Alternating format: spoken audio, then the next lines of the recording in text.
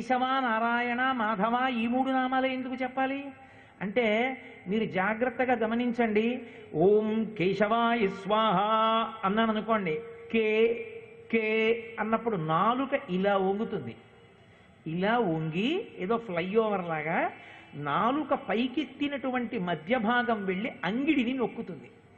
అంగిడిని నొక్కితే తప్ప కకారం పలకదు. కే కే ఇప్పుడు చేయకండి, ఇంటికి వెళ్ళి చేసి చూడండి. నాలుక ఇలా వంగి పై అంగిడిని నొక్కుతుంది. నొక్కితే కే అంటుంది స్వరపేటిక.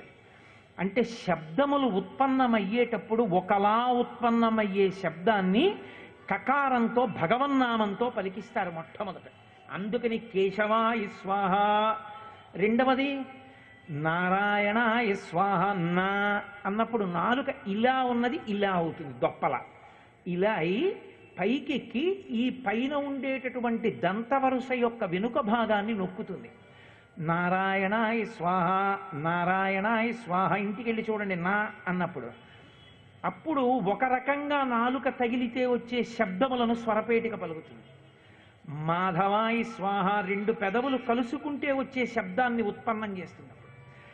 అక్షరములు శబ్దములు ఎన్ని రకాలుగా వస్తాయో, నాలుక ఎలా ఎలా వంగితే, పెదవులు ఎలా కలిస్తే ఎటువంటి శబ్దాలు వస్తాయో అటువంటి వాటిని ప్రధానమైనవి ఉత్తి అక్షరాలు కాకుండా భగవన్నామాలుగా కూర్చి ఆ నామం చెప్పి నీరు మినపగింజ మునిగినంత నీరు లోపలికి పుచ్చుకున్నారనుకోండి, లూబ్రికేషన్ అంటారు. సైకిల్ చైన్లో చిన్నది చుక్క చుక్క చుక్క చుక్క పెట్టుకుంటూ ఇలా తిప్పుతాడు, చైన్ అంతా తడుస్తుంది. అన్ని కన్నాల్లో చుక్క చుక్క చుక్క చుక్క ఇంధనం వేసి గిరగిరగిరగిర తిప్పుతాడు ఒకసారి ఆ నూనె అంతా అంటుకోవడానికి. అలా కేశవాయ స్వాహ మినపగింజ మునిగినంత నీటితో స్వరపేటికని శుభ్రం చేసుకుంటాడు. నారాయణాయ స్వాహ మళ్ళీ ఆ శబ్దంతో శుభ్రం చేస్తాడు. మాధవాయ స్వాహ శుభ్రం చేస్తాడు. ఇన్ని రకాలుగా పలకడానికి వీలుగా దాంట్లోకి నీరు చేరి శుభ్రం అవుతుంది. అయ్యాక ఇప్పుడు సైకిల్ చక్రాన్ని ఫెడల్ తిప్పినట్టు గబగబా గోవిందా మధుసూదన విష్ణు మధుసూదన త్రివిక్రమ వామన శ్రీధర హృషికేశ పద్మనాభ దామోదర సంకర్షణ అనిరుద్ధ దోక్షజ నరసింహ అచ్యుత జనార్దన ఉపేంద్ర హరయే శ్రీకృష్ణాయ నమః. 16 సంస్కారములు 16 సంస్కారములు మనిషికుంటాయి అంత్యేష్టితో కలిపి. చంద్రుడు 16 కళా ప్రపూర్ణుడు, 16 పరదేవతా స్వరూపం కదలికలు అని 16 నామాలు చెప్తాడు. చెప్పి అప్పుడు పూజ ప్రారంభం చేస్తాడు. అందుకని ఆచమనం భగవన్నామములలో కేశవ, నారాయణ, మాధవ అన్న నామాలతోటే స్వాహాకారం చెప్పి, స్వాహ అంటే దేవతలకు ఇచ్చానని. ఏ దేవతకి? స్వరపేటికని అధిష్ఠించి ఉన్నటువంటి వాగ్దేవికి. ఆ తల్లి అలాగే అనుగ్రహాన్ని ప్రసరించి నా యందు పలికి, భగవన్నామాన్ని పలికి పలికి నేను తరించిపోవాలన్న కోరికతో ఆచమనం చేస్తాడు. ఆచమనం చేసి సంధ్యావందనం చేస్తాడు. యజ్ఞోపవీతం ఉన్నవాళ్ళు సంధ్యావందనం చేస్తారు. యజ్ఞోపవీతం లేకపోతే మేము సంధ్యావందనం చెయ్యక్కర్లేదు కదండి అని కూర్చోకూడదు. సంధ్యావందనం సూర్యోదయాత్పూర్వము అర్ఘ్యమిచ్చి చేసినట్టే యజ్ఞోపవీతం ఉన్నవాళ్ళు. యజ్ఞోపవీతం లేని వాళ్ళు స్కాంద పురాణాంతర్గతమైనటువంటి సూర్య స్తుతిని పారాయణ చెయ్యాలి తప్ప ఉత్తినే కూర్చోమని చెప్పలేదు. ఆ సూర్యనారాయణమూర్తిని స్తోత్రం చెయ్యాలి స్నానం చేసి. అది అయిన తరువాత అప్పుడు సాధారణంగా లోకంలో ఏం చేస్తారంటే సుప్రభాత పఠనము అని ఒక ప్రక్రియ. సుప్రభాతాన్ని పాడతారు. సుప్రభాతం చదవడం కాదు, సుప్రభాతం పాడారు అంటారు. సుప్రభాతం పాడారు అన్న మాటకు అర్థం ఏంటంటే భగవంతుణ్ణి నిద్రలేపారు అని. భగవంతుడు నిజంగా నిద్రపోతాడా? ఆయన కూడా నిద్రపోయాడు అనుకోండి, అసలు ఈ లోకాల్ని రక్షించేవాడు ఎవరు? ఆయన నిద్రపోడు. ఆయన నిద్రపోడు అని నేను అన్నాను అనుకోండి, వెంటనే మీకు అనుమానం వస్తుంది. మరి ఏమండి, శయన ఏకాదశి ఉద్ధాన ఏకాదశి అని 2 ఉన్నాయి కదా, విష్ణువు పడుకున్నాడంటారు, విష్ణువు లేచాడంటారు కదా, మరి ఆ 2 తిథులు ఉన్నప్పుడు ఆయన పడుకున్నట్టేగా. అంతకాలం పడుకున్నాడు క్షీరసాగరంలో అంటారుగా. మరి అది పడుకోవడం లేవడం ఉన్నప్పుడు భగవంతుడు పడుకోకపోవడం అన్న ప్రక్రియ ఎక్కడుందండి అని నన్ను అడగచ్చు. అది నిద్ర కాదు, తామసిక నిద్ర కాదు మనలా. అది నిద్రాముద్రాం నిఖిల జగతి రక్షణే జాగరూకం. అది దక్షిణాయనం. ఉపాసనలో బయట ఎన్ని బిల్వదళాలు వేస్తున్నాడు కాదు, బయట ఎంత అభిషేకం చేస్తున్నాడు కాదు, లోపల మనసు భగవంతుని దగ్గర ఎంత నిలబడి ఉన్నది చూస్తూ ఉంటాడు. లోపలి చూపు కొరకు లోచూపుతో చూడ్డానికి పైనేత్రములను మూసి ఉంటాడు. మూసి ఉండి ఎవడు ఉపాసన చేస్తున్నాడో వాణ్ణి పట్టుకుని ఉద్ధరింపచేస్తాడు. అందుకని నిద్రాముద్రాం నిఖిల జగతి రక్షణే జాగరూకం. బాగా తెలివిగా ఉన్నాడు. ఇలా చూడడం కాదు, లోచూపుతో మీ లోపలికి నా లోపలికి చూస్తూ ఉంటాడు. అది విష్ణువు యొక్క నిద్ర. అది తామసిక నిద్ర కాదు. ఆయన కర్మ, ఆయన పడుకోవడానికి. ఆయన ఏం పడుకోడు. ఆయన పడుకోని వాడికి నిద్ర లేపడం ఏమిటి? పడుకోనివాడు కృష్ణావతారంగా వస్తే ఆ నందవ్రజంలో ఉన్నటువంటి గోపకాంతలందరూ ఆయన్ని పడుకోబెట్టేసే ప్రయత్నం చేశారు. ఏదో స్నానం చేయించేశారు, ఆయన్ని తీసుకొచ్చారు, ఓ బట్ట ఉయ్యాల వేశారు, అందులో పడుకోబెట్టారు. జోజో నల్లినెద్దలే క్షణ జోజో మృగరాజ మధ్య జోజో కృష్ణ జోజో పల్లవకరపద జోజో పూర్ణిందు వదన జోజోయనచున్. ఆ కృష్ణ పరమాత్మని ఉయ్యాల ఊపారు ఊపారు ఊపారు ఊపారు. ఎప్పుడూ స్థిరంగా ఉండేటటువంటి పరమాత్మని ఊపేశారు కదలికలు అన్నీ ఊపి. ఇలా తీసి చూస్తే ఇలా ఉన్నాడు, పత్తికాయ ఇలా కళ్ళేసుకొని. ఏమిటమ్మా గోడదారిపోతుంది, ఎంత ఊపినా పడుకోడంటే ఇంకో గోపకాంత వచ్చింది, ఆవిడ ఊపింది. ఎంత ఊపితే పడుకుంటాడు? పడుకోడు. పాపం ఒక వృద్ధ గోపిక అంది, కాదు కాదు పడుకోబెట్టుకోవాలి, ఒళ్ళోని పడుకోబెట్టుకుని ఆ తొడ మీద తల పెట్టుకుని బోర్లా పడేసి వీపు మీద జో కొడుతూ ఇలా ఇలా ఇలా ఇలా ఆడించింది. ఇంత జోకెట్టి పడుకున్నాడేమో అని ఇలా చూస్తే చక్కగా రెండు కళ్ళు ఇప్పి చూస్తున్నాడు. ఇదెక్కడ పిల్లాడమ్మా, రాక్షస పిల్లాడు, పడుకోడేమిటమ్మా నీ కొడుకో అని యశోదన్ అన్నాడు. అప్పుడు ఆయన వీపు మండిపోయిందిట. ఆది కూర్మాన్ని వీపు మీద మోసి క్షీరసాగర మథనంలో సహకరించినా కూడా మండిపోనంత మండిపోతే వీపు. ఎందుకు కొడుతున్నారా వీళ్ళు నన్ను ఇలా? ఎందుకు జో జో జో జో జో జో అని కొడతారు? ఏమిటి దీనికి అర్థమని ఆలోచించాట. వాళ్ళు అలా జో కొట్టేస్తుంటే ఓహో నువ్వు కళ్ళు ముయ్యకపోతే వీళ్ళు ఇలాగే కొట్టేస్తారని నిద్రపోయిన వాళ్ళు కళ్ళు మూసుకున్నట్టు అమ్మయ్య పడుకున్నాడమ్మా నీ పిల్లాడని కొట్టడం మానేసి పడుకోబెట్టారు. కాబట్టి నిజంగా పరమేశ్వరుడు నిద్రపోతాడా? నిజంగా పరమేశ్వరుడు నిద్రపోడు. నిద్రపోయింది మనం. నిద్రపోయిన వాళ్ళని లేచినప్పుడు ప్రభాతం, భాతం అంటే కాంతి, ప్రభాతం కాంతి రావడానికి ముందు ఉన్న చీకటి ఇక విచ్చిపోతుంది. ఆ చీకట్లో వినపడేటటువంటి సమస్త శబ్దములను, కనపడేటటువంటి ప్రతి విషయాన్ని భగవంతుడితో ముడివేసి చూడాలి. అది సుప్రభాతం. ఆయనకి కాదు, మనకి. మనం భగవంతుడితో ముడివేసి చూశాం. ఆకాశ సింధు కమలాని మనోహరాణి ఆదాయ పాదయుగమర్చయితుం ప్రపన్నాః. ఈశ్వరా అదిగో ఆకాశం ఎర్రబారుతోంది. పరమేశ్వర లేవండి, నిద్ర. ఉన్మీల్య నేత్రయుగముత్తమ పంచరస్తాః పాత్రా వశిష్ఠక దళీఫలపాయసాని భుక్త్వా సలీలమదకేళి శుకాపటంతి శ్రీవేంకటాచల విభో తవ సుప్రభాతం. అదిగో స్వామి రెండు చిలుకలు మామిడి చెట్టు మీద కూర్చుని మామిడి పండు రసాన్ని పీల్చి ఒకదాని నోట్లోకి ఒకటి పెట్టుకుంటున్నాయి. చిలుకలు లేచి అరుస్తున్నాయి, లేవద్దు నువ్వు లే.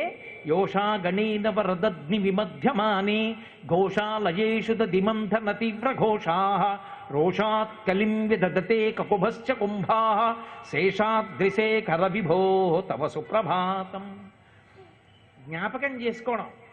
ఆ నందవ్రజంలో చీకటిగా ఉండగానే నువ్వు లేచి గబగబా ఆవుల్ని దూడల్ని అన్నిటినీ తీసుకుని చద్దెన్న మూట తగిలించుకుని ఆ కొమ్ము బూర ఊది గోపాల బాలురందరినీ లేపి ఆవుల్ని దూడల్ని తీసుకుని అరణ్యంలోకి వెళ్ళేవాడివి. మర్చిపోయావా? అదిగో నందవ్రజంలో నీకు గుర్తుందా? నువ్వు పుట్టిన తరువాత పాడి పంట ఎక్కువైపోతే బాగా తోడుకున్నటువంటి పెరుగులోకి కవ్వాన్ని దింపి మీ అమ్మ యశోద చల్ల చిలుకుతుంటే కవ్వమేమో చర్ ఛస్ అంటుంటే కుండకి కవ్వానికి దెబ్బలాట వచ్చిందా అన్నట్టుగా ఉండేది. అదిగో చప్పుళ్ళు వినపట్టల్లా చల్ల చేసిన చప్పుడు లే అంటారు. అంటే నిజంగా ఆయన నిద్రపోయాడా? మీరు భగవంతుని యొక్క వైభవాన్ని జ్ఞాపకానికి తెచ్చుకుంటున్నారు. ప్రకృతిని అంతటినీ కూడా భగవంతుడితో ముడివేస్తున్నారు. సుప్రభాతం ఆయనకి కాదు, మనకి సుప్రభాతం. అందుకే శ్రీశైల మల్లికార్జున సుప్రభాతంలో పాతాళ గంగాజల మజ్జన నిర్మలాంగా భస్మ త్రిపుండ్ర సమలంకృత పాల భాగా గాయంతి దేవముని భక్త జనాభవంతం శ్రీమల్లికార్జున విభో తవ సుప్రభాతం. పాతాళ గంగలో స్నానం చేసి విభూతి పుండ్రాలు పెట్టుకుని బొట్టు పెట్టుకుని ఓ మల్లన్నా నరుస్తూ భక్తులందరూ వస్తున్నారు. ఈశ్వరా లేవండి అంటారు. శ్లోకం వచ్చినవాడు శ్లోకం పాడతాడు. శ్లోకం రాకపోతే ఆ సుప్రభాతానికి అంతా సామాగ్రి అంతా పూజకి కావలసినవన్నీ ఒక్కొక్క సంబారం దగ్గర పెట్టుకుంటూ ఒంటి చర్మము తీసి చెప్పులు కుట్టిన కట్కయ్య వచ్చేను మేలుకో మేలుకో జగదీశ మేలుకో పరమేశ మేలుకు నీ మమ్మీ ఇంకా ఏలుకో అని మేలుకొలుపులని పాడుతుండేవారు. అది పరమశివుడికి కక్కయ్య అన్న భక్తుడు ఒంటి చర్మం తీసి చెప్పులు కుట్టాడు. ఆ కక్కయ్య వచ్చాడు, లేవద్దా శివ లేవండి అని మేలుకొలుపు. జానపదుల స్థాయిలో మేలుకొలుపులు పాడతారు. అందరూ మేలుకొలుపు పాడతారు. ఎందుకని? నిజానికి పరమేశ్వరుడికి కాదు మేలుకొలుపు, మనకి మేలుకొలుపు. సుప్రభాతం, ఆ ప్రకృతిలో పరమేశ్వర వైభవాన్ని స్మరిస్తూ చక్కగా పాటలు పాడుతూ భగవంతుణ్ణి నిద్రలేపుతారు. అంటే నిజానికి తాను దానిలో మైమరిచిపోతాడు. మైమరిచిపోయి పూజ గదిలోకి వెళ్ళిన తరువాత భగవంతుడు కనపడడం కాదు, ఆ సుప్రభాతం పాడుకుంటూ పూజా సంభారాలన్నీ అక్కడ చేర్చేటప్పటికీ కమలాకు చచూచుక కుంకుమతో నియతారుణితాతుల నీలతనో కమలాయతలోచనలో కపతే విజయీ భవ వెంకట శైలపతే. అక్కడికి వెళ్ళేటప్పటికి ఇంకా స్తవ సుప్రభాతం అండవు, విజయీ భవ అంటాడు. ఈశ్వరుడికి వీడు విజయీ భవ చెప్పడమా? అదేమిటి అంటే లే లే లే లే అన్నాడు. పరమేశ్వరుడు ఏం చేశాడు? తండ్రి కదూ, ఉండలేక గభాలన పడుకున్నవాడు లేచి బయటికి వచ్చేసాడు. పడుకున్నవాడు లేచి బయటికి వచ్చేస్తే ఎలా పడుకున్నాడు? రాత్రి అమ్మవారితో కలిసి పడుకున్నాడు. ఆవిడ తన చెక్కుల కుంకుమ పత్రభంగ సంజనిత అంటాడు నందితిమ్మన గారు పారిజాతాపహరణంలో. ఆవిడ ఒంటి నిండా కస్తూరికాది మంచి మంచి అంగరాగములన్నీ అలదుకుని పడుకుంది. ఆమె రాత్రి పరమేశ్వరుణ్ణి కౌగిలించుకుంది గాఢంగా. కౌగిలించుకుంటే ఆమె కుచిముల మీద ఉన్నటువంటి కస్తూరి ముద్రలు నల్లగా ఉన్నటువంటి వెంకటేశ్వర స్వామి వారి వక్షస్థలం మీద కనబడ్డాయి. ఆయన మనం పిలిచామని గబగబా లేచి బయటకు వచ్చేసాడు. ఆయన అసలే నల్లటి ఒళ్ళు, దాని మీద ఎర్రటి చుక్కలు కనబడ్డాయి. మనం చూసి రాత్రి కౌగిలించుకు పడుకున్నాడు అమ్మవారిని అనుకుంటామేమో, నా కనురాపు తగులుతుందేమో స్వామికని కమలాకుచ చూచుక కుంకుమతో నియతారుణితాతుల నీలతనో కమలాయతలోచనలో కపతే.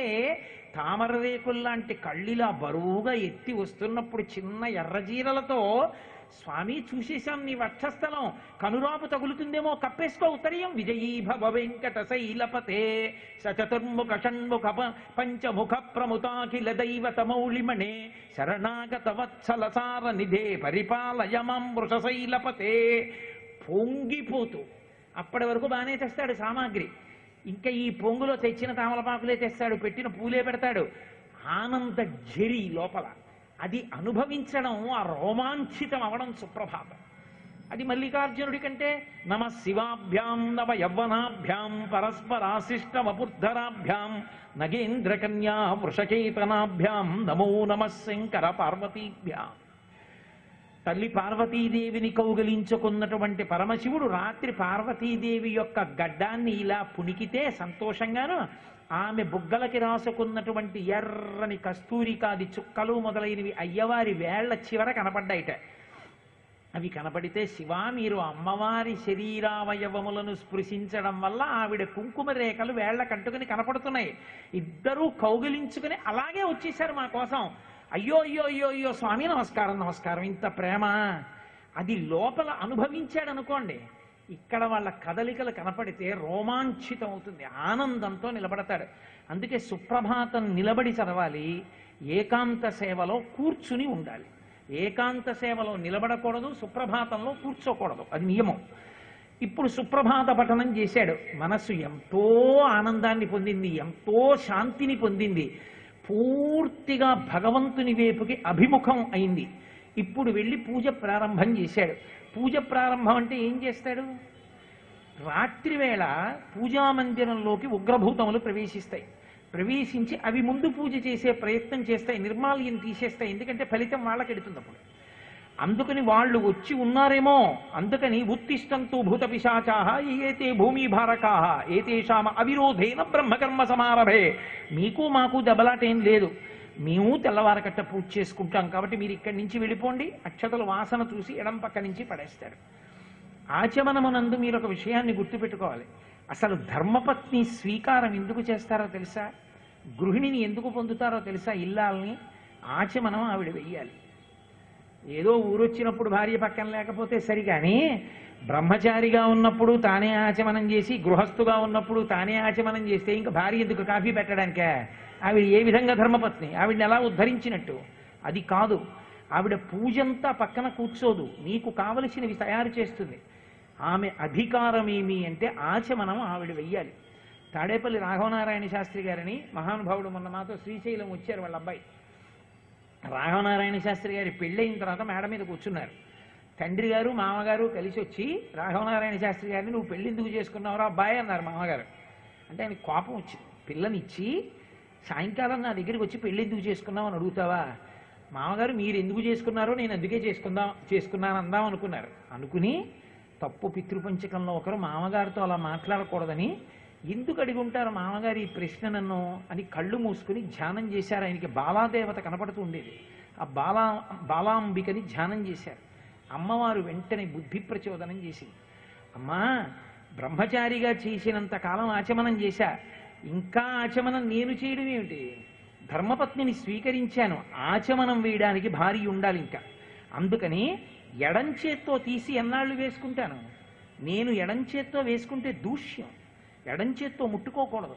బ్రహ్మచారిగా ఉన్నప్పుడు పక్కన ఎవరు ఉండరు కాబట్టి తీసి వేసుకున్నాను, ఒప్పుకున్నారు.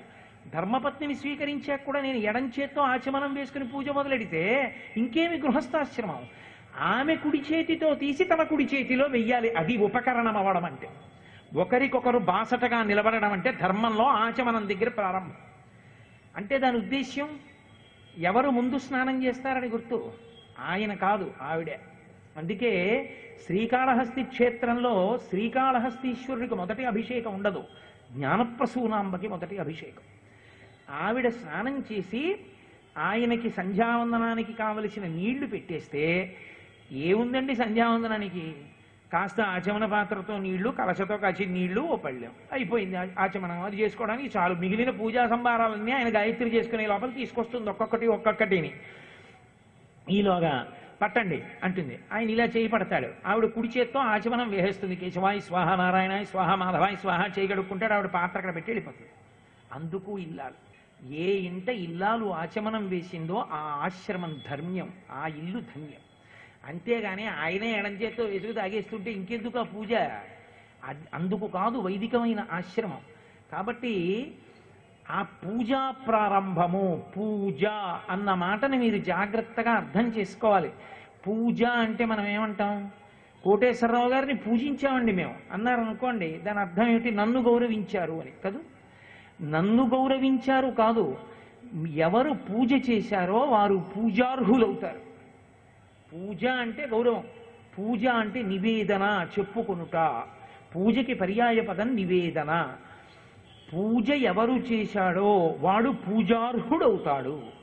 మీరు చూడండి, నేను మీకు ఒక ఉపమానం చెప్తాను, బాగా పట్టుకుంటారు. ఎప్పుడో ఎవరో ఒక ఆయన ఏదో చిన్న ఉపకారం చేశాడు, ఆయన జేబులో పరుసుపోయింది. అలా నిలబడిపోయాడు రైల్వే స్టేషన్లో. ఏమండి మీరు కోటేశ్వరారు కదా? అవునండి నేనే కోటేశ్వరాను. ఇక్కడి నుంచి ఉన్నారేంటి ఇలాగా? అంటే ఏమీ లేదండి, పరుసుపోయింది, నేను తర్వాత ప్రయాణం ఎలా చేయాలి అర్థం కాక నిలబడిపోయానంటే, ఏం పర్వాలేదు మీరు ఇంటికి వెళ్ళాక పంపించండి అని 500 ఇచ్చాడు ఆయన. అయ్యా మీ అడ్రస్ ఇవ్వండి, తప్పకుండా పంపిస్తానని 500 పుచ్చుకొని వెళ్ళిపోయాను. ఆయన మళ్ళీ కనబడ్డాడు ఎక్కడ ఉపన్యాసాలకు వెళ్ళినప్పుడు. నాతో ఉన్న వాళ్ళకి ఏమని పరిచయం చేస్తాను? ఈయనే ఒకప్పుడు రైల్వే స్టేషన్లో పరుసుపోయి నిలబడిపోతే చీకట్లో వచ్చి గుర్తుపట్టి మరీ 500 ఇచ్చాడు మహానుభావుడు. ఇంటికి వెళ్ళాక పంపించండి పర్వాలేదన్నాడు. నన్ను నమ్మిచ్చాడండి అని నేను ఆయన్ని అందరికీ పరిచయం చేస్తాను.